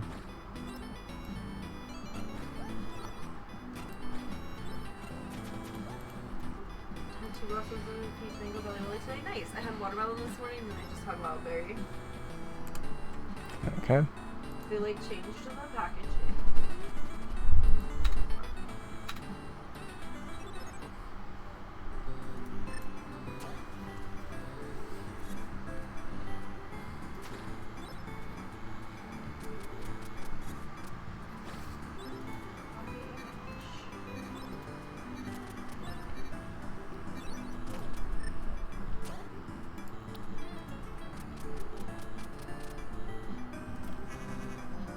Let me see if I can fix that while there's a little bit of time. What the hell? Why did I do this before?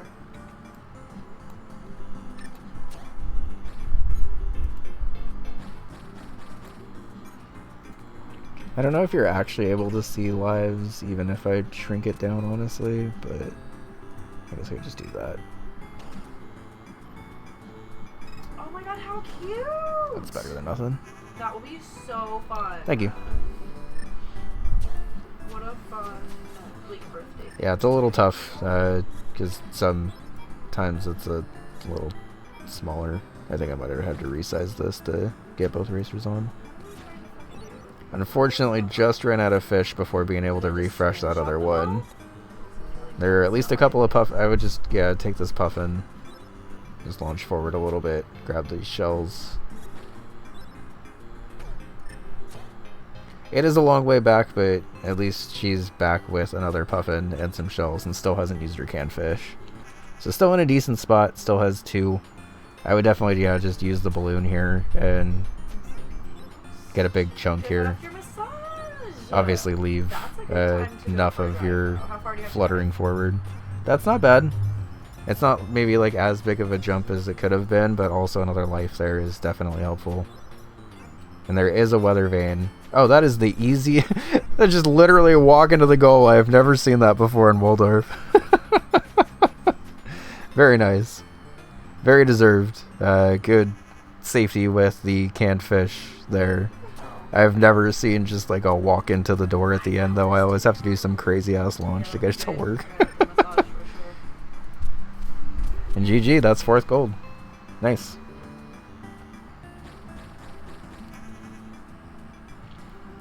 So yeah, both players are honestly kind of just doing what they want to do this race, which is pretty nice. There have been a couple of snipes earlier in the race, but since then it looks like each racer's kind of just settled into their own little segment of the board and they're just chilling there. Definitely still enough time for Saffron to come back here because it's about 20 minutes left. I think there are a couple of goals that can be done in that time. Unfortunately, DDG is pretty close on both leaderboards and bosses now. Needs to get 15k. I'm curious to see if DDG stays in here all the way through Stage C, or if it just beats this upcoming boss and then gets a quick boss somewhere else. We're seeing Mooncat.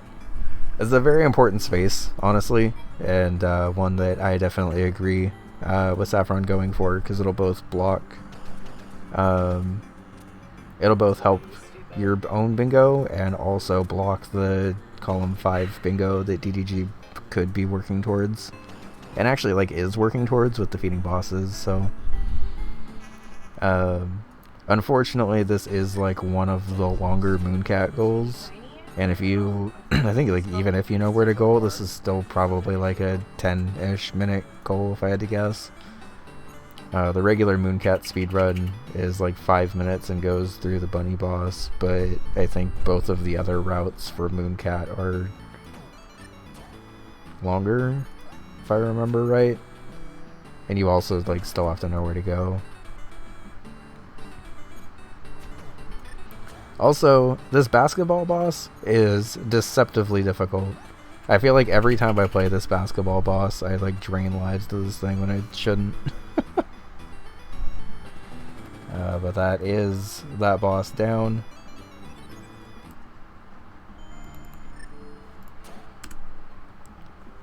And is not at 15k yet, so actually is going to have to work a little more into stage 3. Alright, let's take a quick break with the ad, and then we'll come back and we'll keep working on stuff. Good extra points there. That was close. Only has 3 lives, but only has another 600 points to go. Or 400.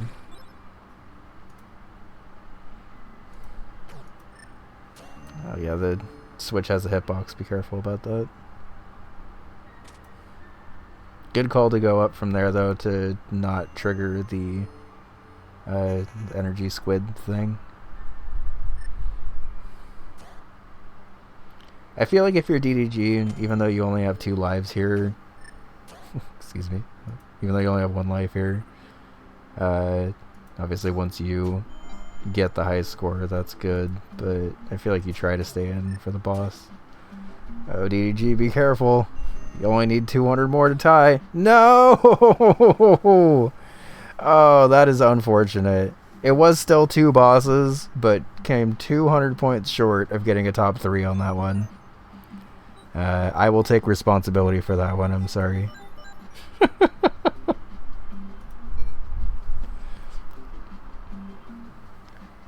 Meanwhile, Saffron is moving on through Mooncat.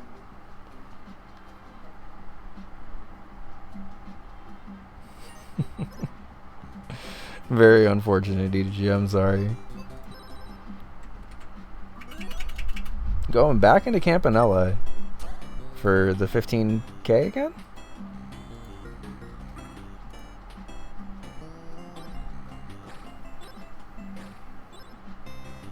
Might just be trying to go back in for the 15k in the leaderboard.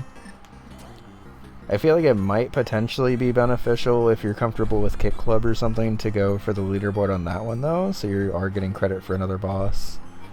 Because just as clarification, if DDG rebeats the stage 1 boss of this, that doesn't count as like another boss, since he's already beaten it. So if he does get all the way to the stage 3 boss, that'll count as a fresh boss and satisfy the goal. And Saffron is currently nowhere near threatening that boss goal anyway, so it's probably not going to matter. But definitely taking a more cautious approach to just point grind early on, which I think is a good call. If you have to dip into World 3 for the 15k, you don't want to be there that long. Stage C is pretty tricky. And like even compared to the hard stuff in World 1, Stage 3 has some like Stage 3's easy stuff is like Stage 1's hard stuff, so it's also pretty beneficial for you to get good at the bonus game, because the farther you get into the bonus game, the more diamonds you spawn and are able to slash. Depending on how you do in this bonus game, you might not even need to go into World 3. But it does require you to pretty much just decimate waves. This is a good bonus game though. I think last time DDG only had like 5,000 coming out of here, and has a full 1,400 more than that this time.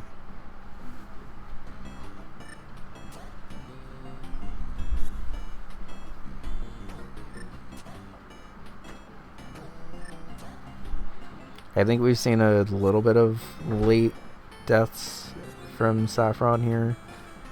There is a warp up here, but you don't actually need it if I remember correctly. Like this one kind of just takes you to a nearby space. I could be misremembering though. It's been a while since I've done the regular route of Mooncat.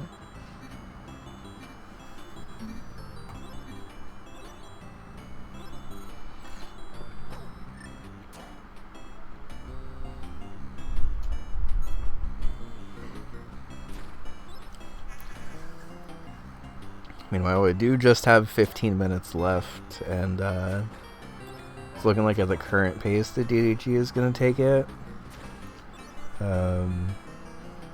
It is possible that, I guess now that I'm thinking about it, it might have actually been better for Saffron to like not play Big Belt Race or something and try to just get the Mooncat Gold as well. Because Mooncat Gold isn't on the card, but Mooncat Gold is just find an egg in the game, and that works towards the find 2 goals that she's working on now anyway. It's kind of tough to tell that when you're mid-game, honestly, because like I've had a lot of bingo times, for instance, where like I've dipped out of a game maybe slightly earlier than it would have been like optimal for me to do, or just not done things on the exact optimal order or whatever. It's definitely a little harder to tell when you're actively playing, but I will say that I think both players have done pretty well so far today. There's been like a little bit of struggles and a little bit of snipes, but I think that's kind of bound to happen, and honestly like any tier of bingo. Definitely bound to happen when you're playing against another person in bingo. So to clarify, because DDG has already beaten the Stage 1 and Stage 2 bosses of Campanella 1, this will not count for the defeat 7 bosses goal again. Like, it counted the first time, but it's not going to count a second time. If DDG does get to the Stage 3 boss and beats that boss, that'll count, but you've got to get there first, so...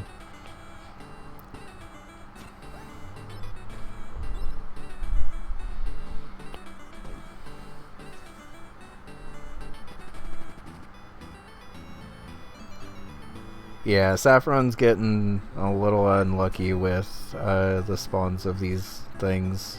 I've gotten stuck in this room before like this too, and honestly it kind of happens a lot. Yeah, I was gonna say, that guy at the end is deceptively annoying because you can't ground pound through the clouds and stuff. I think the more unfortunate part is I'm pretty sure this room just takes you back to like the regular main path that you would have had to be on anyway. But yeah, if you ground pound in this section, it's like the starting segment where you just fly through the clouds.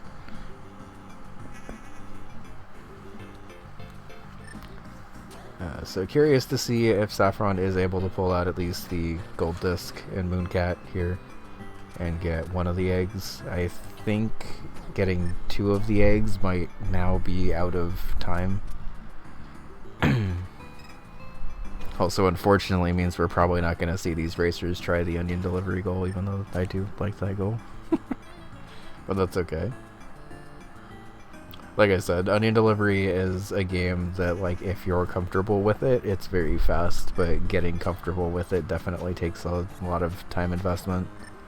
Like, I have the golden onion delivery, and I'm still terrified to try to go back and get the cherry of it, because... learning the map to get an additional 15 deliveries on top of the ones that I've already done seems like a lot. But thankfully I don't even think you have to like gold onion delivery to be able to do a lot of the onion delivery goals that are on the board. I haven't looked at the game specific goals in a while, but I feel like every time I see a goal pop up for onion delivery, it's something that you theoretically could do even if you aren't really able to get past like wave 2 or wave 3. Good to see Saffron out of that room, finally. Might just be, at this point, looking up a guide for like one of the couple of eggs. But honestly, that is one of the trickier rooms in Mooncat, I would say. It doesn't seem like it should be, because it seems like it's pretty straightforward, but those lip shooter guys always seem to be like really on you in that room in particular for some reason.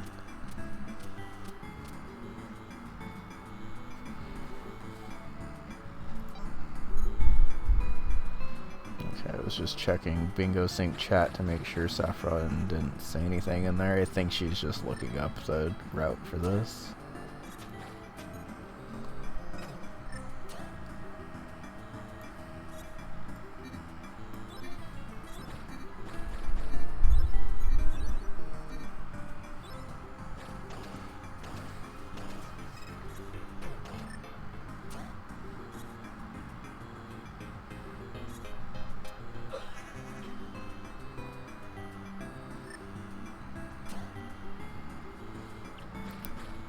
So DDG has the top 3 now. I've got to be honest, I feel like this run, you maybe don't actually need to stay in this anymore. Like if you just die out here and do another boss. Yeah, I was going to say at this point, just die out and get a boss elsewhere. But log your leaderboard.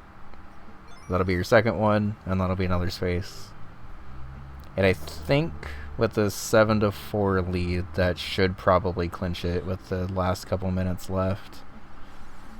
At this point, I'm just kind of hoping Saffron is able to clear this space with just in the time. I don't think there's enough time to find an entire other egg in like under 10 minutes unless you like really know the route. But at this point, if you're DDG, you got like 10 minutes to do kind of whatever you want at this point. Might just be trying to go get the Zoldnak skull.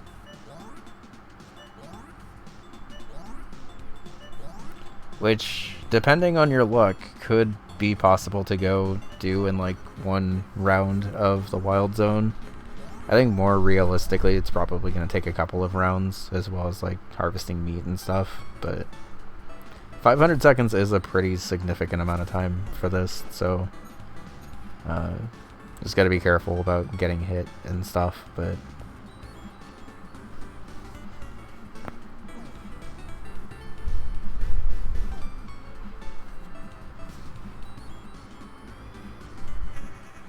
I'm glad I thought to do the Firefox capture for the score thing, so I don't have to keep track of how many points everyone has. Hey, there's one. It also doesn't say that you have to like make it back to base with 5 Zoldnaks. So you could just farm for the next 200 seconds and hope that you find another 4. There are some pilot quest goals that you gotta bring the stuff back. But they're pretty clear about which ones you gotta bring back and which ones you can just chill with, so.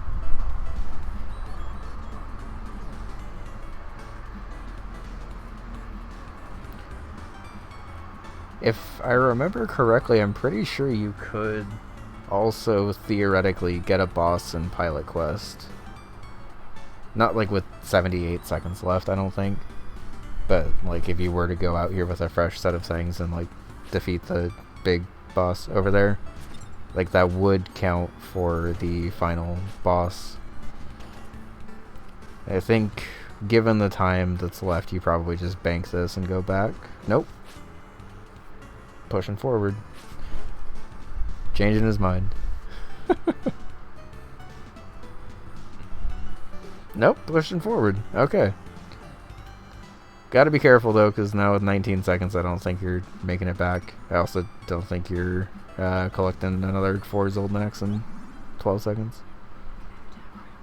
I'm almost done, just...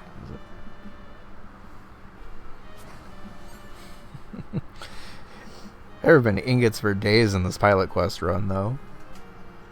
Like, I think, including the failed run from last time, I want to say DDG's collected, like, probably, like, 9 or 10 ingots.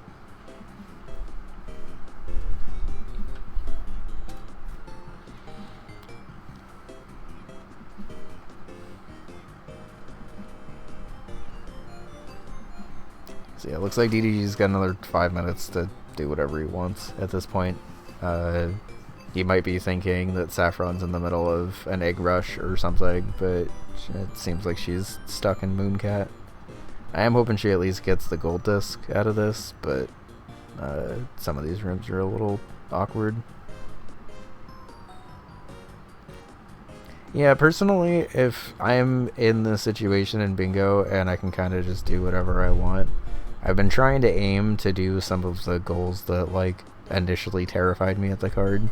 So I feel like even if you're not super comfortable with onion delivery, this is gonna be about as good a time as any to get, like, in-game practice with onion delivery. The Camp 2 goal is probably fast enough to still get in 4 minutes if you get lucky in Camp 2. Star Wasper is probably fast enough to defeat Wave 2 in 4 minutes, I think. I think realistically those are the goals that could probably be beaten at this point. It's also entirely possible, honestly, the DDG is just, like, chilling for the next couple minutes. With a 7-4 lead. My guess is the DDG is probably good. Unless there's a goal that he just wants to try to attempt in the next 3 minutes.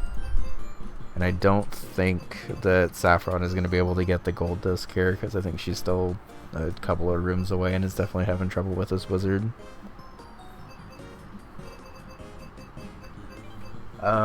So it does matter for tiebreakers what your points are. I think since both of these players are out of playoff contention, it doesn't really matter. And just playing around a mini and max for a little bit, that's very fair. But like if both of these players were in playoff contention, one of the tiebreakers is total points scored and stuff.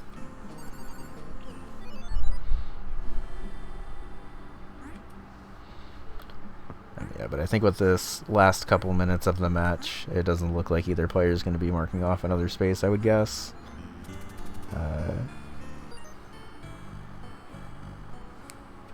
Spin bobble.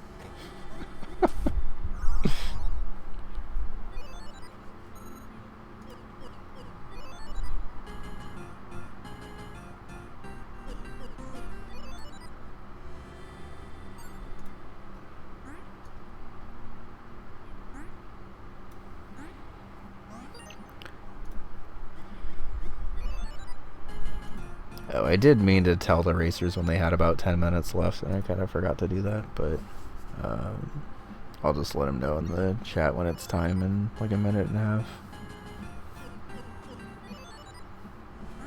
Give Saffron a little bit more time to at least get through this room, and Mooncat, at least. I jinxed it, I'm sorry. I've been full of the commentator's curse tonight, unfortunately, but...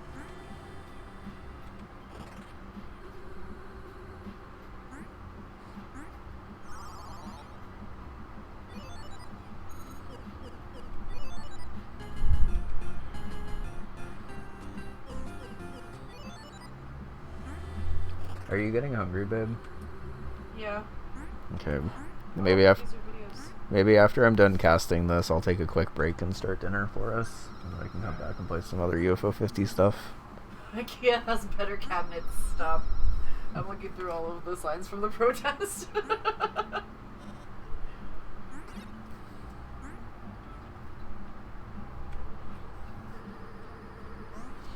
Yeah, it is almost 7, so I should probably try to figure out dinner after this match.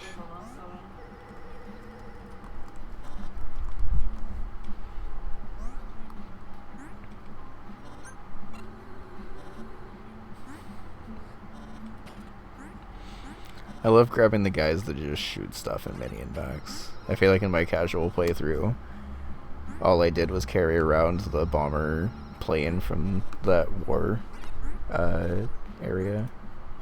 Whoops. Oh, I didn't mean to go back, but we saw the card before it ended. Hello. Hi, GG. Good game.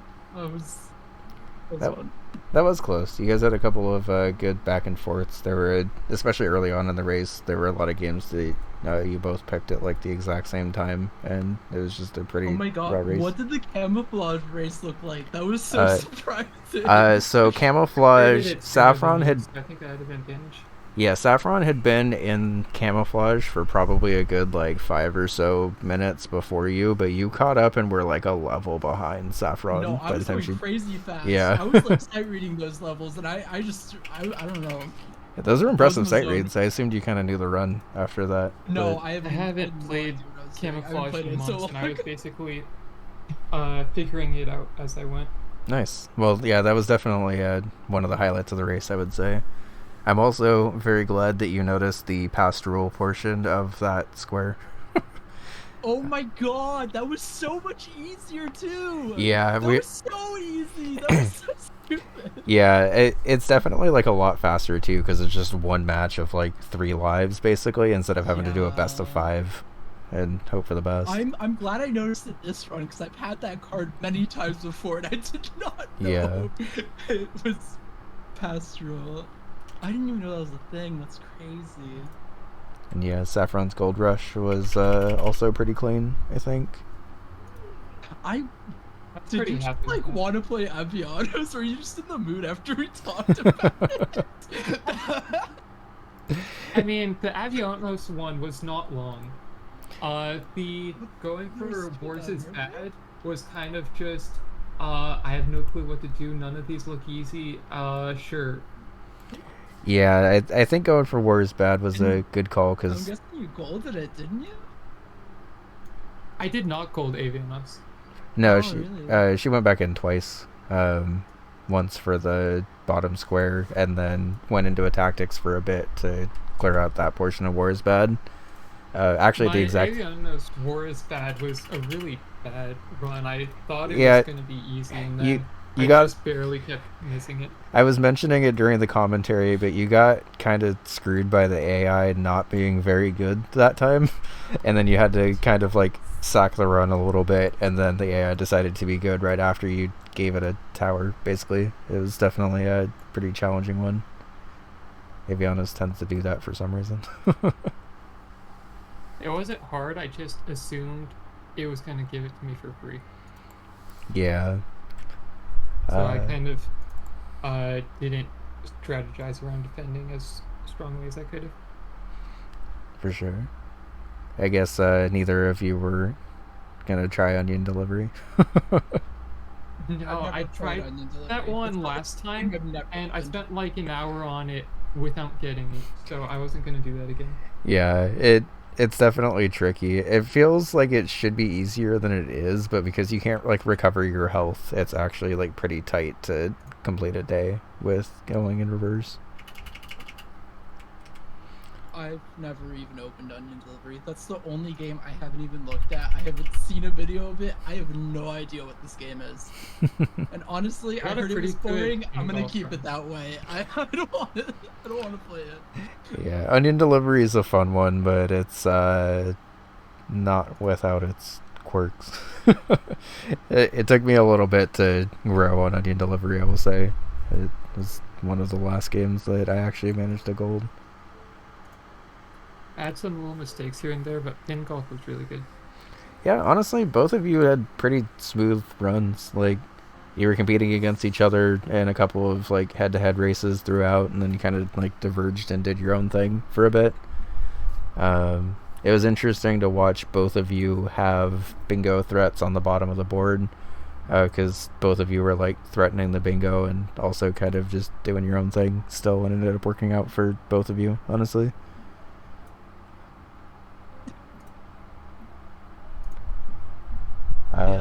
Yeah. I did not expect to have any chance of the bingo because I've like I barely touched Fistel, and Mooncat I am not competent in. Yeah, the Mooncat goal is definitely. I've never found the eggs, so trying to figure out where 2 eggs are without having found any is a bit weird. Yeah, I think even if you know where the eggs are, finding 2 of them is still a pretty hefty Mooncat goal. I want to say that might be the very hard on here. I have 2 minutes in Fistel on my main stage. I'm not gonna lie, I was not worried about that bottom bingo at all. As soon as I saw the Fistel have $50 at once, like, I don't. No, I can't do that. If you get that, then you get the win. That's Yeah, over. sometimes you just gotta I'm not cut. fucking with that. You kind of I'm just gotta playing hand it to the player if they camouflage. get that one. Yeah. I don't know how easy or hard that would be because I just haven't played this one. I would say $50 is actually one of the harder goals in Festel, because you have to basically beat Wave 1, money grind in Wave 1, don't spend any money in Wave 1, and then I think get all the way through Wave 2. And your money Is actually that resets like, if you die too, so... is wave what they call level, or is it like, is there Yeah, a different mode that you're talking about? Okay. so it'll be like first... I think they call it scares in that game actually, but it's like basically the waves or levels of the game, but Yeah. yeah. Overall, a pretty fun card. I think you guys both did pretty well on that one. There was a lot of really hard stuff on that card too, but This honestly, is like the perfect card for me. I'm so happy. nice. Well, yeah, it was fun to commentate. After I got War is Bad, I saw nothing on the board that I knew how to do. Yeah, we were. I mentioned it during the commentary at one point, but I think you both did a really good job of sniping the easier stuff on the card, and then the harder stuff on the card was kind of just based on entirely what you both knew and didn't know.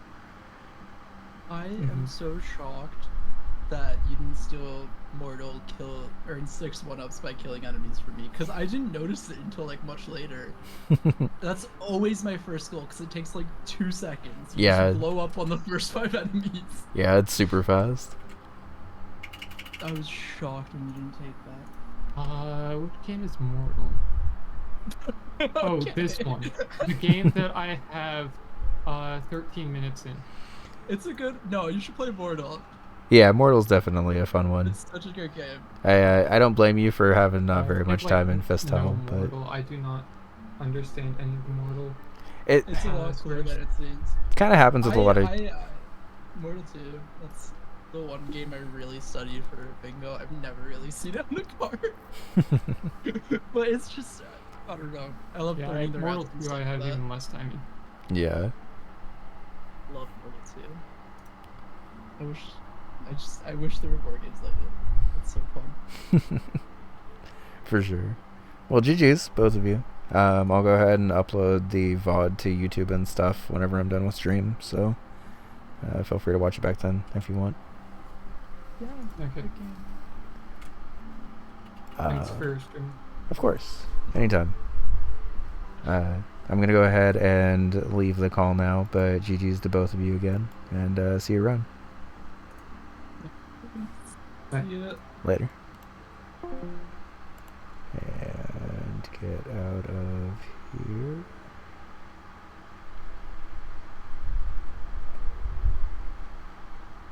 Already hung up. Okay, good.